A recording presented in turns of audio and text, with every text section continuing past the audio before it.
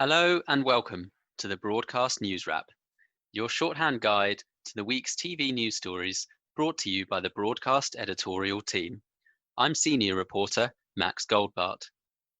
This week, we will be focusing on the fallout from the tragic killing of George Floyd in the US, the Black Lives Matter movement, and the ripple effect that is being felt within the UK TV industry. Our international editor, John Elmes, is joined by John Akomfrah, the Grierson Award-winning director and co-founder of production company Smoking Dogs Films, to discuss how TV must seize the opportunity now to act.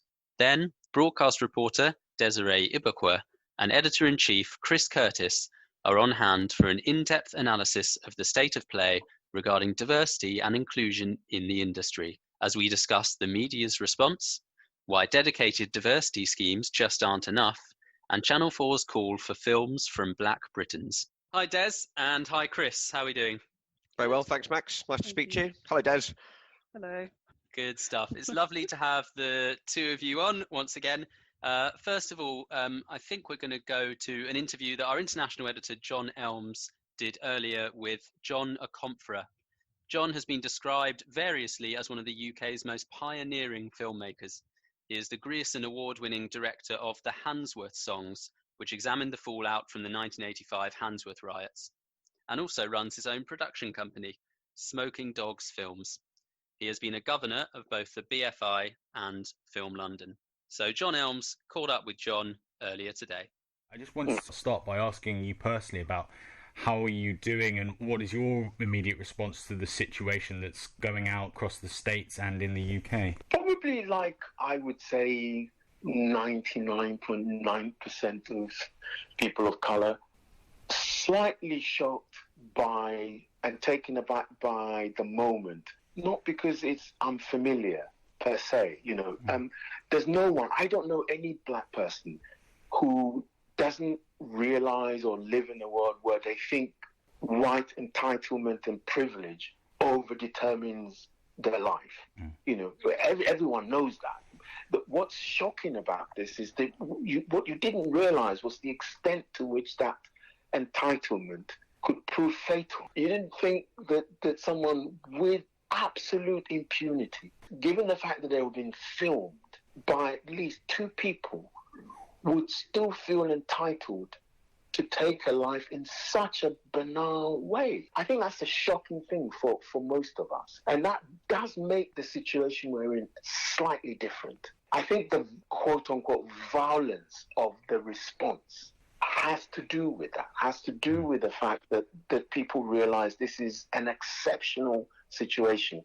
But it's an exceptional situation which seems to embody a kernel of dark truth about racism, and how it works, it's just, it feels like another planet, frankly, given the conversations we were having before. This feels like a moment of profound transformation. It just feels like it. I hadn't had so many letters or messages from organizations saying we take on board what's happening, we want to do something, we want to change, we want to see change. So it clearly feels like this poor man didn't die in vain. It feels as if it's become like a catalyst for a lot of reflection and self-reflection. Whether the changes that clearly are in motion will prove long-lasting, transformative, I don't know. But at least one senses that something's is moving. You're a multi-hyphenate, an academic, a filmmaker, an artist. So you cover many bases. But speaking specifically to, the Black Audio Film Collective, you and your long-term collaborators, Lena and David, started off with Handsworth Songs, which seems like a very pertinent documentary considering the times we are in. And then you followed that up with Smoking Dogs Films. As a producer, what can the production community do to support, movements like Black Lives Matter and improve their own responses? What can the production community do to be part of this conversation? I think there are a number of things that could happen inside of our industry. Just more people of colour working in it would help. I mean, it sounds very trite, and we've been saying it. I've been saying this for as long as I can remember. But just that alone would help. And actually, it feels as if the opposite is happening.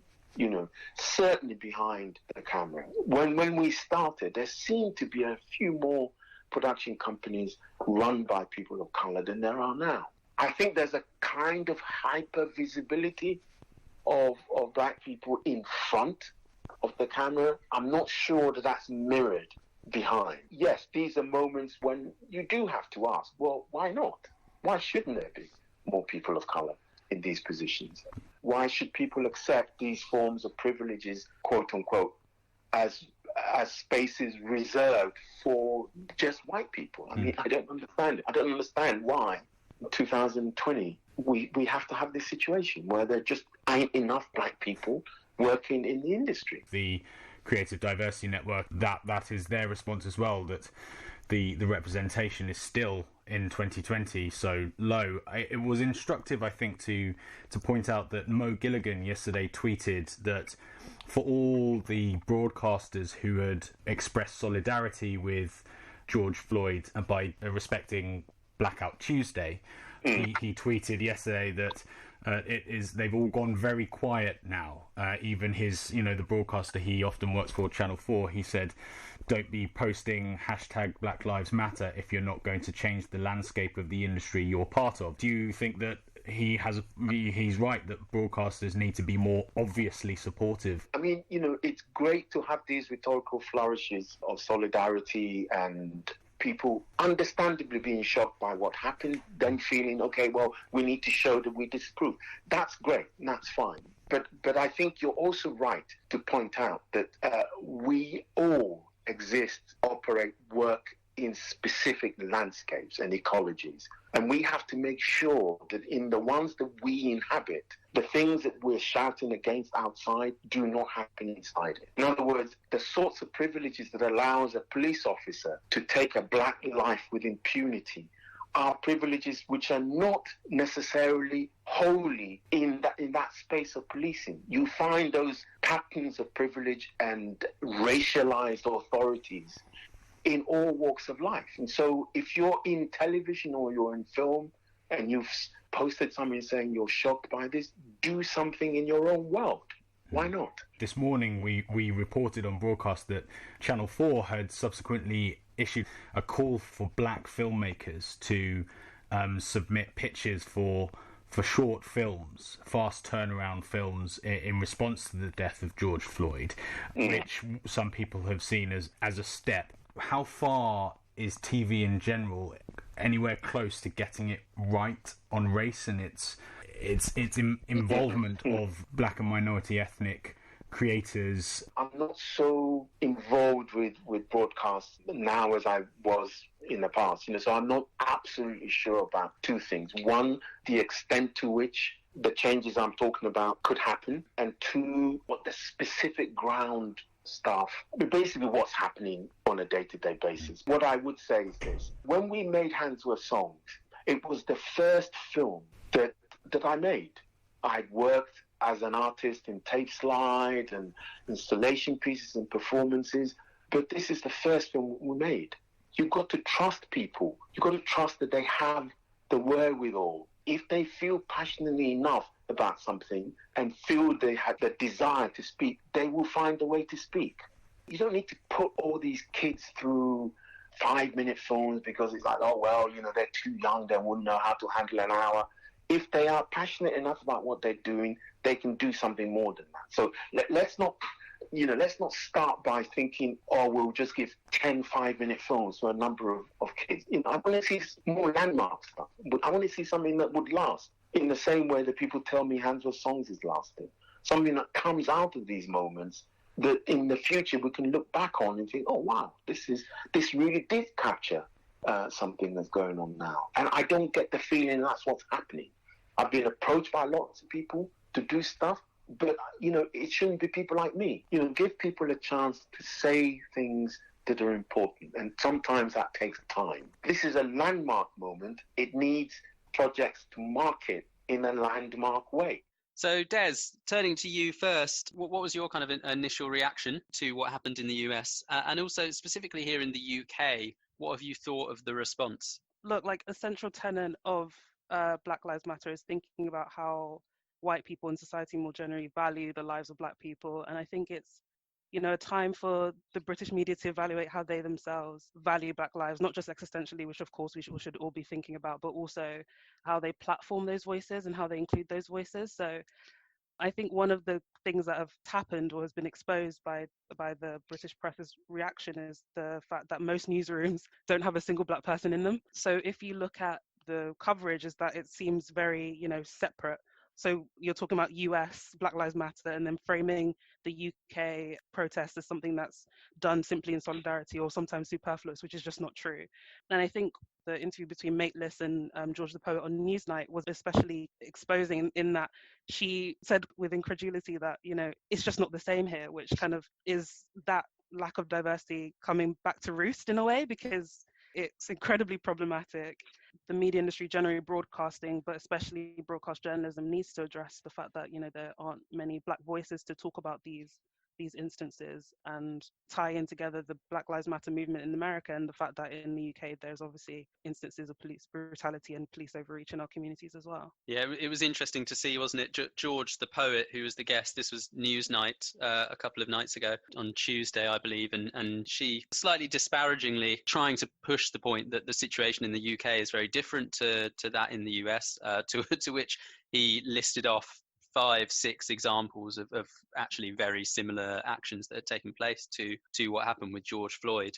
I don't know what you think, Des, but it seems to me that there has been a bit of a rush in the media to distance the UK and the US, and that kind of goes beyond just an Emily Maitlis Newsnight interview, but that's how it's felt a little bit. Yeah, very much so. And again, I really want to hammer home this point, the fact that, there aren't a lot of Black people in the media, and these kind of nuanced points that come from a place of experience just aren't getting into those places. And that's really disappointing, because if you just see it as something that's being done in solidarity, it kind of seems like it's, these are just people that are making trouble for no reason, when I think there are really important points to be made about what the police are doing in this country as well. It's disappointing. It goes beyond Mateless, and it's the kind of deep structural issue that the industry needs to work on. Chris, what do you think of the TV industry's response over here so far? Oh, look, these things are so. It was almost a question of where do you even start. I thought Des made some really good points. I think the issue is that, just picking up on what Des said, that comparisons don't really help anyone. And the moment you start comparing, what's racism like in the US compared to what's racism like in the UK, it doesn't benefit anyone. And I thought, I don't know if you saw the Justin Trudeau clip where he was invited to criticize Trump and the American response, and he did. And any right-minded person, can't believe the people listening to this, there'd be too many of them that feel like the way the American government and establishment and law enforcement have responded is anything other than pretty disgusting, really. But he didn't take the bait for the storyline, and he started to talk about Canada and Canadians. And I think that's sort of what the industry needs to do with this as well, which is we can gaze across the Atlantic to the problems in America, and we should do that, and we must offer our support and let the American people know what I believe, that hopefully the majority of British people's values are different to those that are being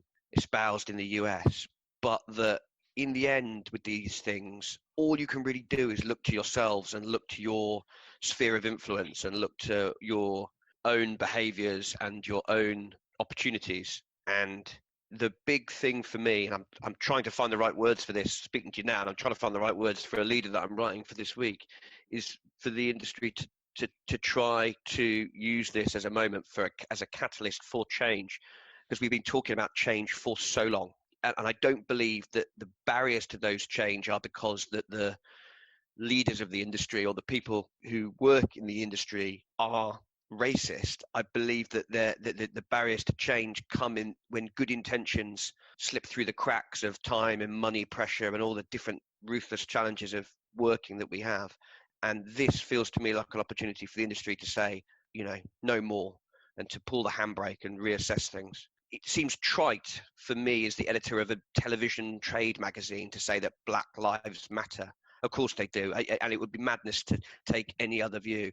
But what we need to do to make that real is say, okay, so how is the British television industry going to move towards becoming more inclusive and better representing and offering a better platform for Black people and indeed any section of society that has been woefully underrepresented over the years? And that would sort of be my starting point, really. I've been covering the TV industry for a couple of years, so not a huge amount of time, but not a short period of time. And it does seem like already these conversations have been had a few times, and it's sort of every few months something might spark this sort of conversation. It almost feels like what can be done differently almost. And I think, again, in the interview that we just heard between John Elmes and John Akomfrah touched upon the situation behind the camera and how there's a real gulf between on screen and off screen. He positioned us as an industry as going in the wrong direction behind the camera. So I wonder if either of you have got any thoughts really on some general solutions. I think, like you said, that these things have been discussed for years, and I think it deserves like a radical response. I haven't been covering the TV industry for very long, but what I do understand is that while people may say that they're not racist, like structures are racist, and there's such things as microaggressions. I grew up in a super hyper diverse area, but since going to the University of Bristol for the last 6 years, I've been in white spaces, and people don't think that they're racist, but they like some things that they say and do can be exclusionary. And I think there needs to be a radical overhaul of the way that we think about schemes, right? So with Channel 4 and the fact that they've commissioned a number of short form, fast turner and short form shows, that's great, but you need to be more radical and more effort or more resource behind things like that, because I think we can be talking about this for the next 20 years, but this is a chance, like Chris said, to really change the way that we do things in the industry. Yeah, I mean, again, Des has summarised that very well. The reality is there are not enough senior commissioners in the industry of colour. There are not enough channel controllers of colour. There are not enough indie bosses of colour. And the challenge the industry has always had is how you address that and the time, in theory, it takes to address that, because it's hard to give someone who lacks the traditionally required experience the job of a channel controller, let's say. But that just becomes a logjam because the pipeline of people coming through isn't there, and you only break these cycles with decisive action and placing faith in people, whether that's on an executive level or a creative level, to go above and beyond and just offer people opportunity. And risk taking and money, frankly, are at the heart of this. And I've been thinking a lot about this today. Continuity is the enemy of the industry at the moment.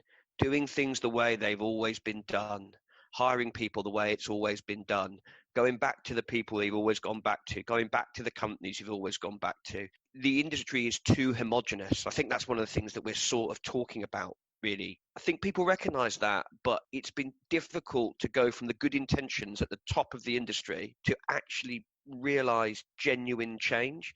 And that's where things have failed in the recent period of time. In decades and decades, there just hasn't been sufficient change. The industry needs to take this opportunity and grasp it and be braver and bolder than ever before. And I do believe still in the validity and the importance of schemes and entry-level activity, but in and of itself, that's insufficient. And at every level of the industry, talented people, whether these are people of colour, whether disabled people, whatever, talented people who come from underrepresented groups need to be earmarked and fast-tracked, frankly. And only when senior people, the range of people holding senior roles in the industry is far, far broader, will any sort of genuine change take place, I believe. Well, I wasn't sure of my own thoughts towards the Channel 4 short films, which we wrote about earlier today, Thursday, the 4th of June. But Des, you've touched upon them. Channel 4 issues call out for Black British filmmakers, but these films are going to be around 5 minutes long and will comprise part of a sort of scheme of programs, almost like a strand. And I've already seen, since that story came out, there some grumblings on Twitter saying, why can't these films be 60 minutes long? Why can't they be put out throughout the year? Why can't they just become part of the established Channel 4 schedule rather than being off in this place over here and being short and having that kind of feel to them. This is a quick fire response from Channel 4, and I'm sure some of these films will be great. So I wonder if you think there's help or hindrance when it comes to that sort of thing. I would just also like to say about the commission of those short form programs is that it's being spearheaded by two, amazing women of color. So like, I think it's great that they've been able to put this together so quickly, and it's obviously a real show of solidarity with the people that will be starring and making those films. And I don't know the internal politics of that, but they're making something, and that is something, but sometimes there needs to be a bigger kind of buy-in. Right now, things are slowly returning to production, but like there maybe still be gaps in the schedule, and why not fill that with Black Britons who are making films? It's a help. I wouldn't say it's a hindrance, not at all, but I think we need to be moving quicker and being bolder in our decisions, because I think we're just going to be teetering around the edges for another decade. Yeah. That's what it felt to me a little bit like. Chris, you were talking earlier on about radical thinking, and with something like that, it just did seem there was a little bit of we've seen this before. BBC Two, for example, last year did a season of British Asian films, and the year before that it did a season of Black British programming along those lines. It's always quite difficult with these things, I think, to assess in that respect. Yeah, look, you have to be careful. There's an element of you're damned if you do and you're damned if you don't. Agreed. And I wouldn't sit here and say anything other than to Channel 4 than well done for responding quickly and doing something.